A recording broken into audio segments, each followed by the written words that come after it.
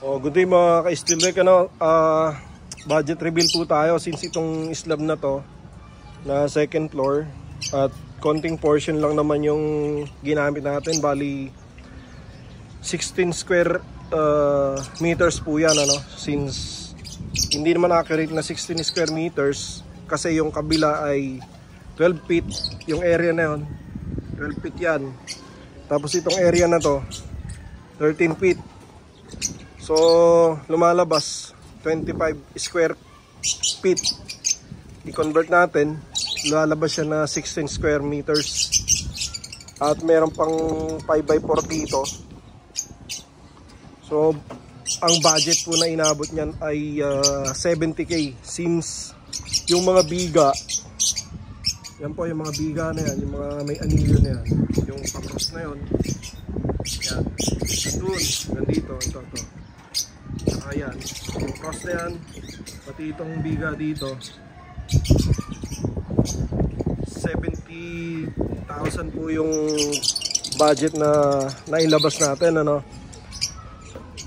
At para sa inyong impormasyon, wala pong bayad yung labor since ginagawa lang namin mag-ama. Yung kapatid ko po ang nagkakarpintero dyan.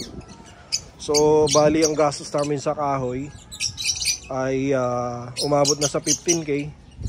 Yung bakal, nakabili kami ng halos 50 piraso. Yung halo na po yun, yung 50 piraso, bali yung D12 tsaka D10. At yun ang ilalatag natin, yung kahoy, yung steel deck, bali gumastos kami na 17,500. Itong bakal na to, yan, yung gagamitin natin. So naka 50 plus kami ng bakal, magkasama yung D12 at saka D10. So mga kulang-kulang 6,000, Tapos yung graba, buhangin, yan po yung nabili namin. At bali sa kahoy kami gumastos din, dahil 15k yun bali volume, tapos 17,500 itong steel deck.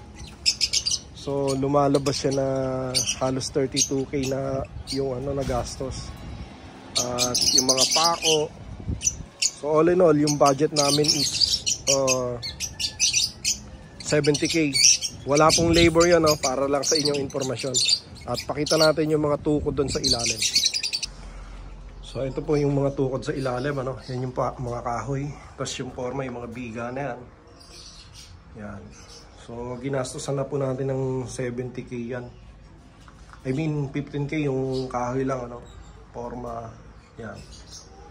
Yung mga tukod, yung mga horizontal na yan. Pero may mga bakal din po kaming ginamit. Siyempre yung mga gitna, gagamitan namin ng bakal yan. So bumili rin kami ng swivel clamp. Yan po yan, Yan, swivel clamp po yan. So yun lang po mga kaibigan, so magkaiba po yung pagpagawa natin ng first floor at saka second floor. In case na gusto niyo ng established na steel deck ganito, so maghahanda po talaga kayo ng budget. Though itong aming ginagawa ay walang masyadong labor cost, dahil kami lang po gumagawa niyan. So yung karpintero ko tsaka yung anak ko, ito po yung ginagawa ko naman, sa mga bakal ako nag-aanilyo, biga, tapos yung pagwe-welding po ng mga steel deck na yan, para sa palagay ko ay matibay yung ginagawa ko. So kung may mali man dyan, bahala na po kayo. Basta sinabi ko po sa inyo ang budget na kailangan dito sa 16 square meters plus merong 20 square foot, 70k ang total na nailalabas na namin pera. Salamat po.